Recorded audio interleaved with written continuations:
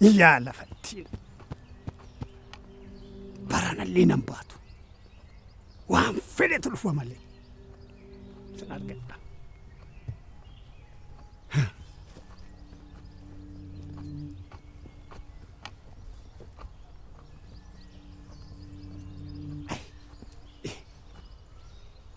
Waggaa meeqa guutuu akkanaa wittin hinaaf abbaan koo adu harka kootti man galfadha waan barbaachisaa ta'e aarsaa barbaachisaa ta'e nan kaffalama.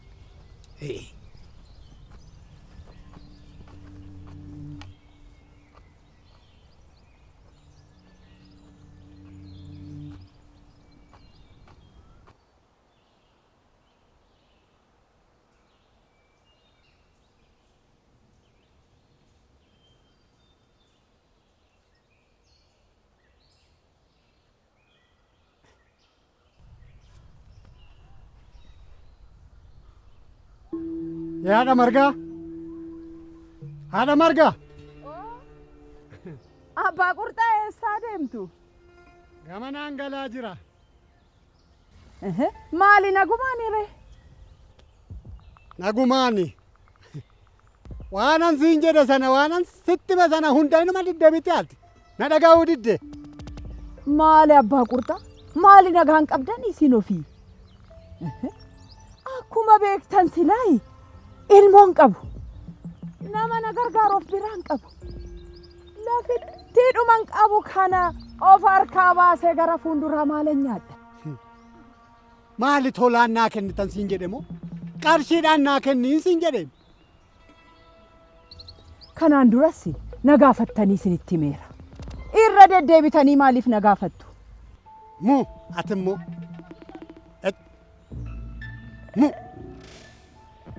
maalati waan namni siin jedhu yoo dhageessa amma daraa rabbii kana siin wayyuu silaa duutin ooltu yoo duute immoo nama dhaalchifattu iyyuu hin qabdu silaa moo lafa kana mootummaadhuma tuur waanan siin jedhu siin wayyuu siifis waan argatu siin wayyaa akkas gochuu siin wayya ture siif. Maal abbaa godha? Maal du'a natti morta? Maalan si godhame? Afachu maaliifan du'a? Hin du'u. Deenni koo haa du'u hin du'an. Hin du'u eeyyee. Natti moortuu sanyii koo keessa moortuu jira moo akkam dubbattaa? Maal jechuu barbaadde? Akkas jette? Natti moortaa? Ana akkas hin jenne. Jette malee? Jette malee? Baga jette dhiisi. Natti moortaa? Baga jette dhiisi. Baga jette. Moortaa. Maal jedhu sila? Ofuma qeekotti dhufanii akka barbaadanitti natti dubbatanii dubbina barbaadanii deebisanii immoo mortuu naan jettee naan jedhu. Yaa nama barana maaltu dha dhibe waanan dubbadhe nu beeka.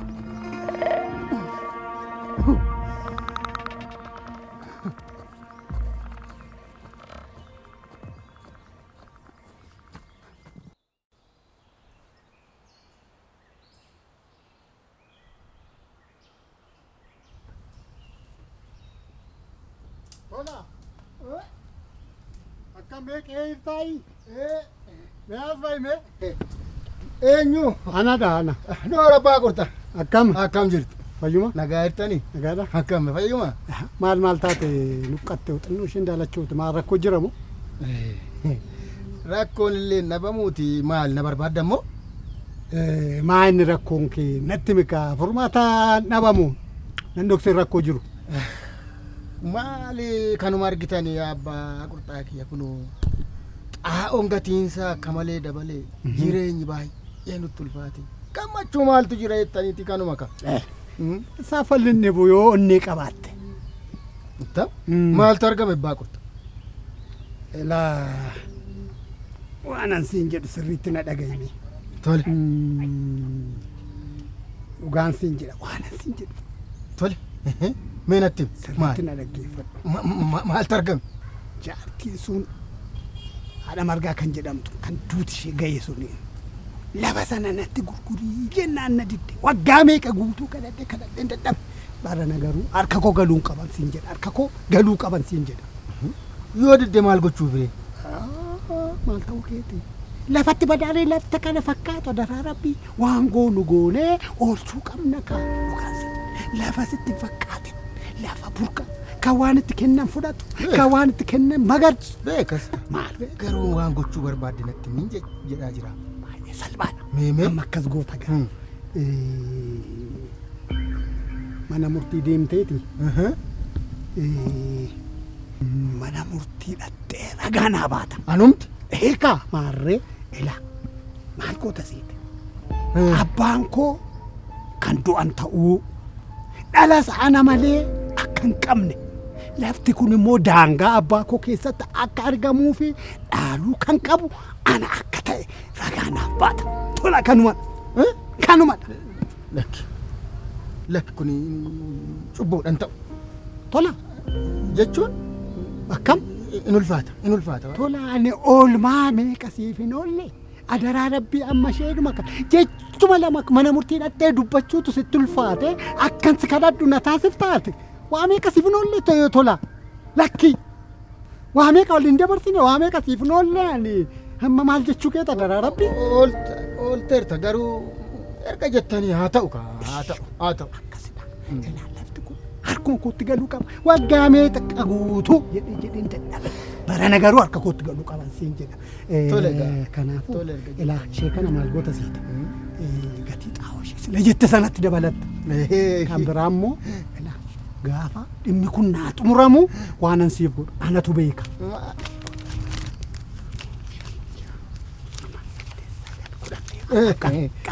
maali oolmaa baay'ee meenaa ooltan kanaan duraa oolmaan keessan mee baay'eedha isheen ammaa kun immoo raawwatamtu malee haa ta'u te qophaa'e of qopheesse gaa mana seenaa jedhe lakkin seenu nagaana seenu itti yaadigaa itti yaadime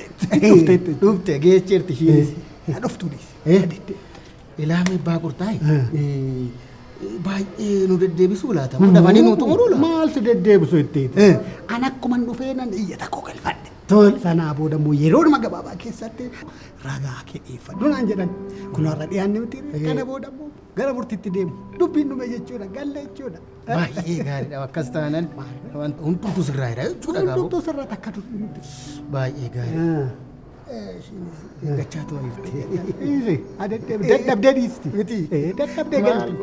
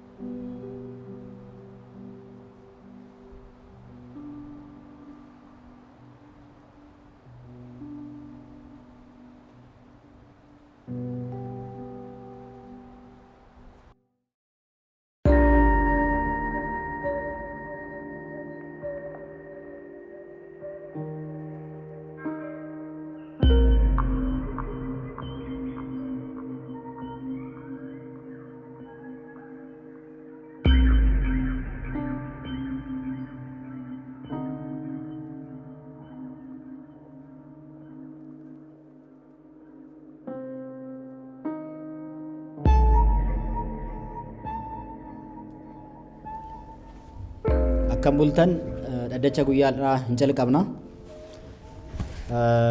Obbo Caalaa Naga'oo addee Tolashee Abdiisaa lamaanuu dhiyaataniittu. Tole akkuma beekamu ragaan har'a kan bule galmeen ragaa dhaga'uu fi kanaaf ragaa kan dhageenyu ta'a jechuudha. Ragaan keessan lamanuu dhiyaataniiru. Tole ragaa calqabaa hin waamna. Obbo Tolaa Mararaa ol seensisame.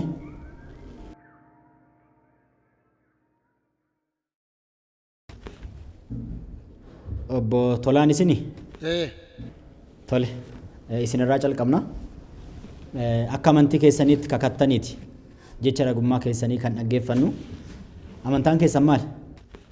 Waaqa tokkicha naman waaqeffataadha. Waaqeffannaadha. Tole egaa bu'uuruma amantaa keessaniitiin kakattu. Kakaa jettanii? Hin kakattu.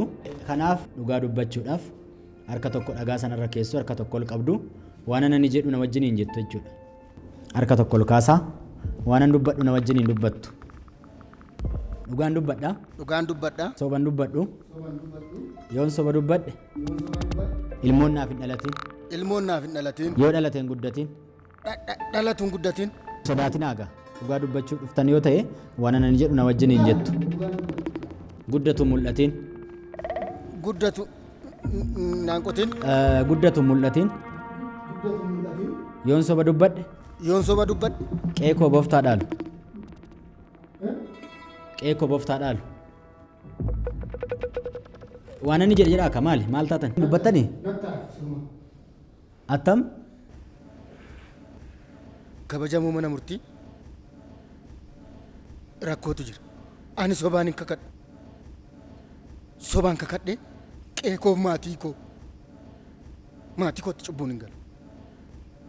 Waaqa birattis abaaramaan ta'u waan feetan na godhaa malee kunoo waa barbaaddanneedha. Tole tasgabbaa. Ilaa hodhu qarshii kee hodhu. Tasgabbaa tura. Maali inni wanti ta'e?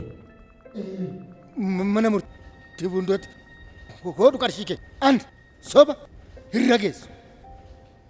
Tasgabbaame obbo Tolaan tasgabbaa. Nutti himaa waa'ee mallaqa kana maaltu ta'e? Qarshii 1,000 naa kennee sobaan naa rageessinaan jedhe. Kun immoo natti ulfaate. Cubbuus natti fakkaate. Cubbuudhas ani gaabbeera kabajamoo mana murtii dhiifama naa godha.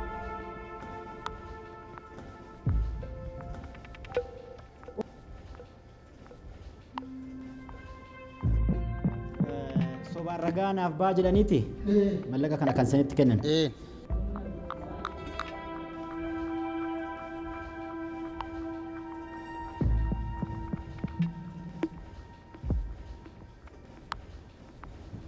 Obbo Tola, qarshii meeqa isinii kennan? Qarshii 1,000 fudhattanii sobaan ragaa ba'uu dhuftan. Kanuma dhaddachaaf ibsatanii akka sobaan ragaan baane asumatti dhaabuu keessanii fi dhaddachi isin galateeffata. Jireenya keessan gara fuulduraa keessattis gochoota akkasii kanarratti akka jabinaan hirmaattanii asumaan abdanna. Haala waliigalaa irratti dhaddachi waan jedhu hin qaban. Egaa dhugaa jallisuudhaaf kan isin amma akka jechaa jirtanitti mallaqa kan fudhattanii dhuftanii obbo Caalaan wanti dubbatamaa jiru kun maal? Raawwattaniitu waan kana? Eeyyee dhuguma dogoggoreetani. Mallaqa fudhattanii dhugaa namaa jallisuuf isinis egaa akka jettanitti isaa wajjin waliigaltanii kan dhuftanii kun yakkaanis kan nama gaafachiisu duudhaa fi safuu uummata keenyaatiinis waan fudhatama hin qabnedha. Haa ta'uti garuu otoo baay'ee keessan deemiin dhugaa namaa otoo hin jallisiin sadarkaa kanatti gaabbitanii dhiisuun keessanuu waan guddaadha kan galatooma isiniin nu jechisiisudha. Kanaaf isiniin galatooma fuulduraaf waan akkanaarraa of eeggadhaa. Kakaan nuti kakannu kunis gama tokkoon akka duudhaa keenyaattis akka amantaa keenyaattis dhala keenyatti dhufa maatii keenyatti dhufa mana keenyatti dhufa jireenya keenyatti dhufa gama biraatiinis immoo itti gaafatamummaa yakkaa namatti hordofsiisuu danda'a. Kana waan ta'eef fuulduraaf waan akkanaatti hin deebi'ina. Gama biraatiin utuma kakaan illee baate akkaataa kanaan sobaan dhufanii qabeenya namaarratti jireenya namaarratti sobaan ragaa ba'uuf dhufuun duudhaa qabnuunis jifuu qabnuunis fudhatama hin qabu. Yakkaanis nama gaafachiisa waan ta'eef fuulduraaf gochaa akkanaarraa of eeggattu jechuudha.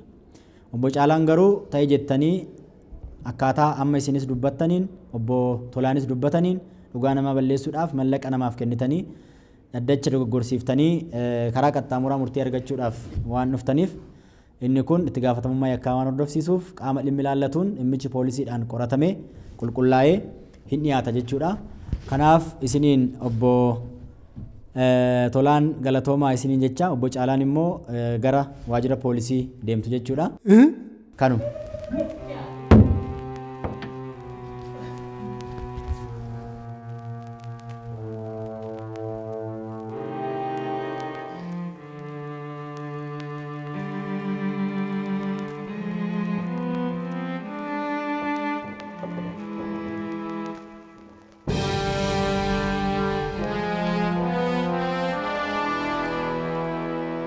Ragaa sobaarraa fagaachuun mirkanaa'uu olaantummaa seeraaf tumsinu mana murtii waliigala Oromiyaa.